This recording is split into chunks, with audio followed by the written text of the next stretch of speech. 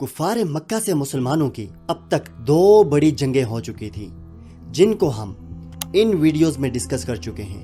آج ہم ڈسکس کریں گے اسلام کی تیسری بڑی جنگ عظیم، غزوہ خندق۔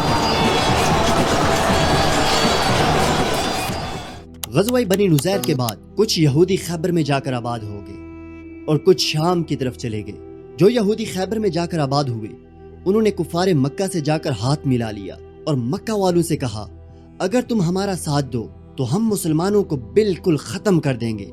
کفار مکہ تو آلریڈی یہی چاہتے تھے۔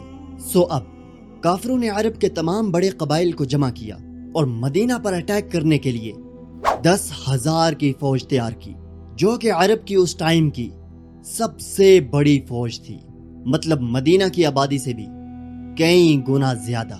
کافروں کے اتنے بڑے لشکر کی خبر جب مدینہ پہنچی تو رسول اللہ صلی اللہ علیہ وآلہ وسلم نے تمام صحابہ کی میٹنگ بلوائی کہ اب ہمیں کیا کرنا چاہیے، کس طرح اس حملے کا مقابلہ کیا جائے۔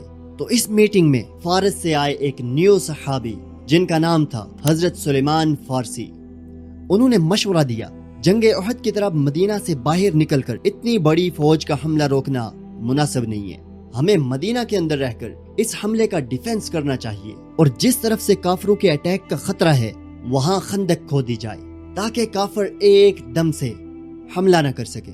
مدینہ کے تینوں سائیڈوں پہ گڑ تنگ گلیاں اور کھجوروں کے بڑے بڑے درخت تھے، تو وہاں سے کافروں کے لیے حملہ کرنا آسان نہیں تھا۔ مدینہ کی صرف ایک سائیڈ اوپن تھی۔ فیصلہ ہوا اسی سائیڈ پہ خندق کھودی جائے گی۔ رسول اللہ صلی اللہ علیہ وآلہ وسلم نے صحابہ کو اپنے ساتھ لیا اور خندق کھودنے کے لیے 10 آدمیوں کی ٹیمز بنا دی اور ہر ٹیم کو 120 فٹ جگہ کھودنے کا ٹاسک دے دیا۔ صحابہ نے خندق کھودنا شروع کر دی۔ اب حساب لگائیں، اتنا بڑا ایریا کھودنا ہے اور کھانے پینے کے لیے کچھ بھی نہیں۔ بھوک کی وجہ سے صحابہ نے پیٹ پر پتھر باندھے ہوئے تھے، لیکن صحابہ نے پھر بھی بہت کم ٹائم میں مدینہ کی نارتھ سائڈ پر خندق تیار کر دی۔ خندق کھودتے ہوئے ایک بہت بڑا پتھر آ گیا جو کسی سے بھی نہیں ٹوٹ رہا تھا، تو صحابہ نے آ کے رسول اللہ صلی اللہ علیہ وآلہ وسلم کو بتایا کہ ایک پتھر آ گیا ہے جو ٹوٹ ہی نہیں رہا۔ تو رسول اللہ صلی اللہ علیہ وآلہ وسلم نے ایک کلہاڑی اٹھائی اور اس پتھر پہ زور سے ماری اور کہا، شام سیریا میرا ہے اور اس کے پیلیسز کو میں ابھی اپنے سامنے دیکھ رہا ہوں، اور پھر دوبارہ اس پتھر پہ مارا اور کہا، ایران بھی میرا ہے، اس وقت ایران کے پیلیسز کو بھی میں اپنے سامنے دیکھ رہا ہوں، اور پھر تیسری بار مارا اور پتھر چھوٹے چھوٹے پیسز میں ٹوٹ گیا۔ وہاں کھڑے سارے صحابی حیران ہو گئے کیونکہ انہوں نے اپنے سامنے ایک میریکل دیکھا تھا۔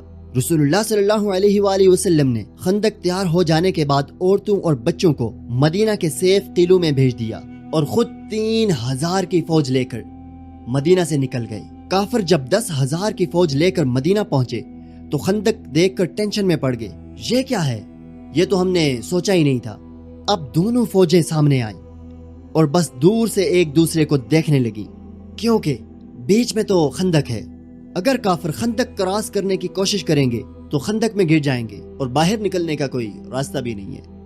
کافر فوج جب بھی آگے بڑھنے کی کوشش کرتی تو مسلمان ان پر تیروں کی بارش کر دیتے، کافر واپس پیچھے چلے جاتے، اور اسی طرح کافی دن چلتا رہا۔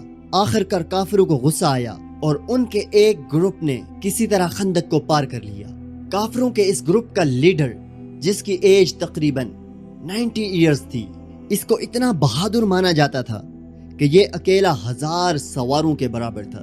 آگے بڑھا اور مسلمانوں کو چیلنج کرنے لگا، تو حضرت علی رضی اللہ تعالی عنہ نے ایک ہی وار سے اس کو قتل کر دیا، جس سے باقی کافر واپس بھاگ کر اپنے کیمپ میں چلے گئے۔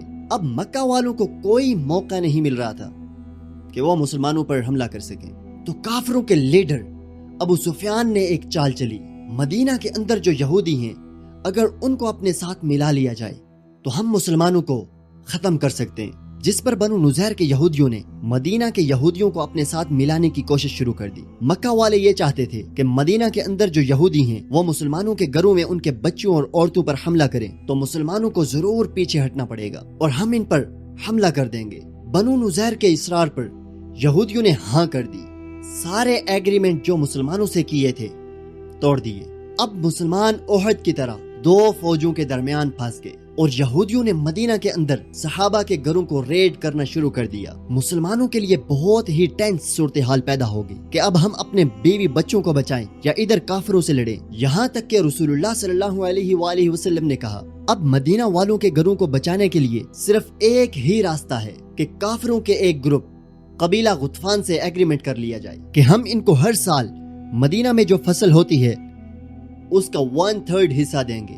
لیکن صحابہ نے کہا اگر یہ اللہ کا حکم ہے تو بالکل ڈیل کر لیتے ہیں، لیکن اگر آپ ہمارے بیوی بچوں کو بچانے کے لیے اتنی بڑی قربانی دے رہے ہیں تو ایسا نہ کریں، ہم کافروں سے آخری دم تک لڑیں گے۔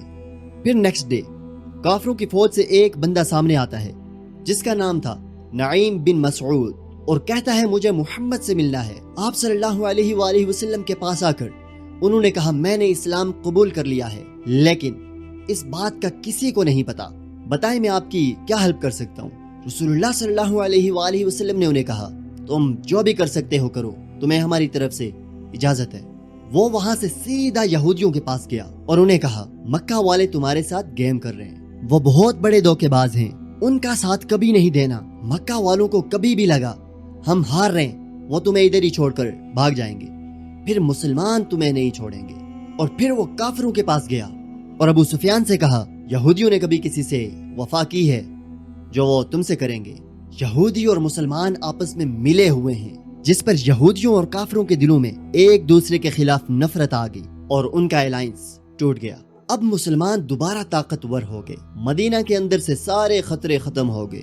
اب مسلمانوں کے سامنے صرف کافروں کی فوج تھی اور وہ بھی خندق کی وجہ سے کچھ نہیں کر پا رہی تھی۔ ایک مہینہ تک مدینہ کے باہر صرف کھڑے رہنے سے کافروں کی ساری موٹیویشن ختم ہو گئی تھی۔ ابو سفیان شدید سردی کے موسم، ایک مہینے کے محاصرے اور فوج کا راشن ختم ہو جانے کی وجہ سے بہت ٹینشن میں تھا کہ پھر اللہ کی طرف سے ایک ایسا طوفان آیا جس سے مکہ والوں کے کیمپ اکھڑ گئے، سارا سامان ادھر ادھر بکھر گیا اور کافر ادھر ادھر بھاگنے لگے۔